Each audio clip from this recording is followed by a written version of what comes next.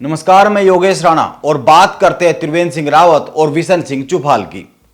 अभी 2 दिन में भाजपा के पूर्व मुख्यमंत्री त्रिवेंद्र सिंह रावत और उत्तराखंड भाजपा के पूर्व प्रदेश अध्यक्ष बिशन सिंह चुफाल ने कई सारी सलाह मुख्यमंत्री पुष्कर सिंह धामी को दी है।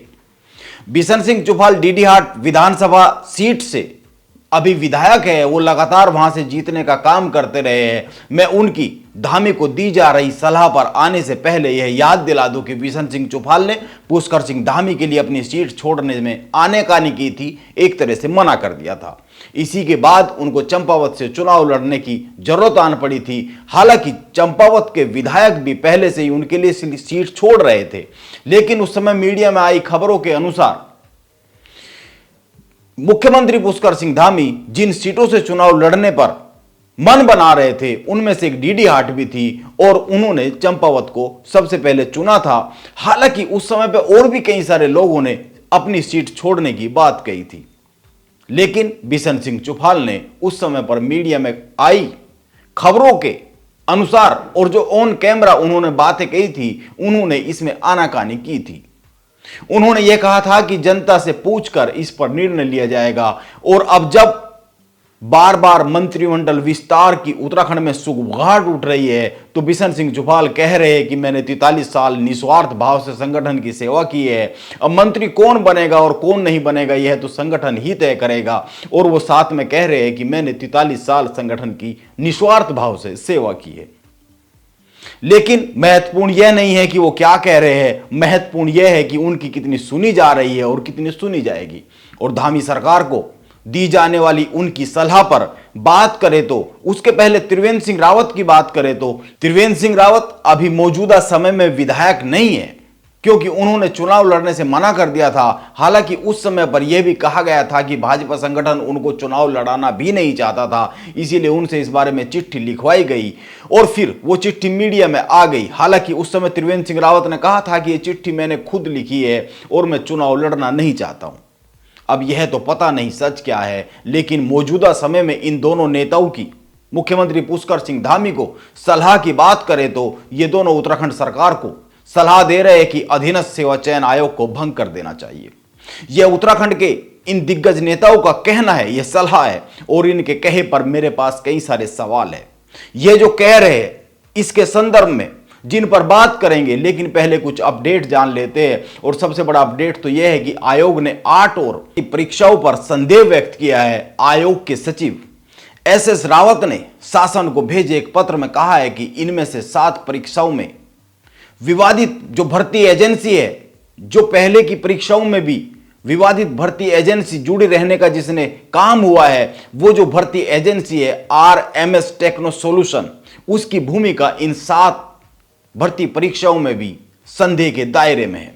और इसके अलावा एक अन्य भर्ती परीक्षा जिसमें ज्यादातर जो सफल अभ्यर्थी है, परीक्षार्थी है, वो एक ही जिले के हैं। इस तरह से 8 और भर्ती परीक्षाओं को निरस्त करने का एक पत्र आयोग ने शासन को भेजा है।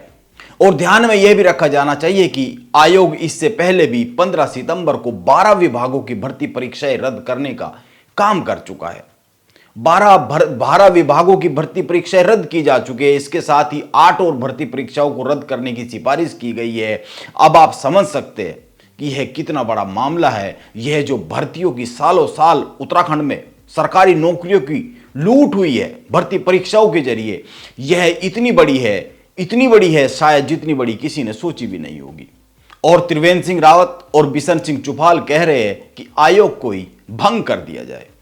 यह कमाल की बात है, क्योंकि ध्यान में रखना चाहिए कि यह सारी भर्ती परीक्षाएं साल 2015 से साल 2021 के बीच की है। और इन सालों में उत्तराखंड में मुख्यमंत्री की कुर्सी पर हरीश रावत रहे हैं और फिर त्रिवेंद्र सिंह रावत रहे हैं। और हरीश रावत खुद कह रहे हैं कि त्रिवेंद्र सिंह रावत ने तमाम सबूत होने के बाद भी सरकारी नौकरियों को लूटने का काम करने वाले लोगों पर कार्रवाई नहीं की। अगर वो कार्रवाई करते तो आज धामी की धूम नहीं, रावतों की धूम होती। यह हरीश रावत का कहना है, उन्होंने सोशल मीडिया पर लिखा है।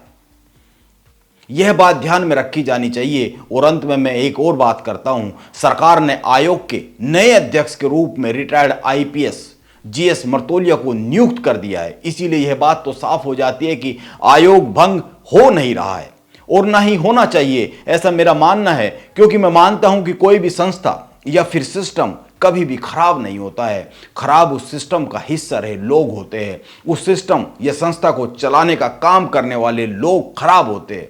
उनकी नीयत खराब होती है, उनके इरादे खराब होते हैं। संस्था कभी खराब नहीं होती है और नियम भी कभी खराब नहीं होते हैं, क्योंकि वो एक रिसर्च के बाद बनाए जाते हैं और आम लोगों की भलाई के लिए बनाए जाते हैं। उनमें तोड़ मरोड़ का काम भी वो लोग करते हैं संस्थाओं के, जिनके इरादे, जिनकी नीयत खराब होती है। इसीलिए बहुत ही साफ सी बात है कि आयोग में खराब लोगों के रूप में जो गंदगी रही है उसको साफ किया जाना चाहिए, जो कि होती हुई साफ साफ दिख ही रही है। वहां पर अच्छे लोगों को नियुक्त कर दिया जाएगा तो आयोग खुद ब खुद ठीक हो जाएगा, क्योंकि साफ सुथरे लोग होंगे तो काम भी साफ सुथरा ही होगा।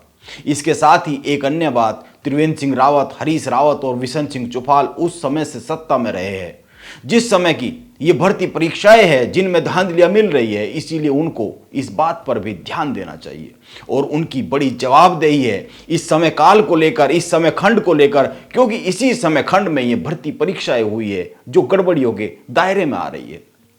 यह अलग बात है कि उत्तराखंड की जनता उनसे अभी हिसाब नहीं मांग रही है, लेकिन यह तय है कि त्रिवेंद्र सिंह रावत और हरीश रावत से हिसाब मांगा ही जाएगा। जनता चुनाव में ही अपना बही खाता खोलती है, ध्यान में रखना चाहिए। इसीलिए माना जाना चाहिए कि हिसाब तो लिया ही जाएगा। और यह भी ध्यान में रखा जाना चाहिए कि दूसरों को बातें कह देना सदा ही आसान होता है। मौजूदा संस्था को भंग कर कोई दूसरी संस्था भी तो बनानी पड़ेगी, उसको बनाने का काम भी तो करना पड़ेगा। इसीलिए संस्था को सुधारा जाना जरूरी है, वहां से जुड़े हुए लोगों को सुधारा जाना जरूरी है। यह एक ध्यान में रखी जाने वाली सीधी सी और सपाट सी बात है। नमस्कार, आप बने रहे मेरे साथ।